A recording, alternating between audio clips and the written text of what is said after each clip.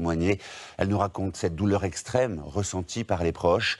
Ce jour-là, elle a perdu sa fille et son gendre. Axel Paventa, Yanis Matisse l'ont rencontré. Quand vous voyez le sourire de ces deux personnes, vous n'imaginez même pas qu'ils sont plus là, quoi. Caroline et Sébastien se sont mariés en 2007. Leur bonheur s'est arrêté brutalement dans le crash du vol Rio-Paris.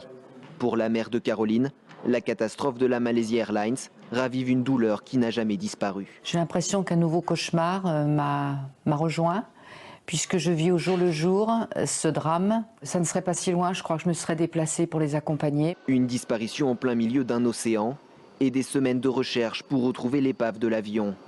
Pour le vol AF 447 Rio-Paris, cela a duré 2 ans. Une attente insoutenable pour les familles.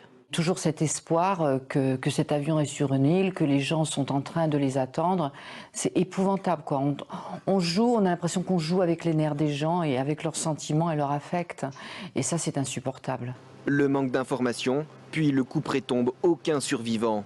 Les familles des victimes de la Malaysia Airlines ont été averties par un simple texto.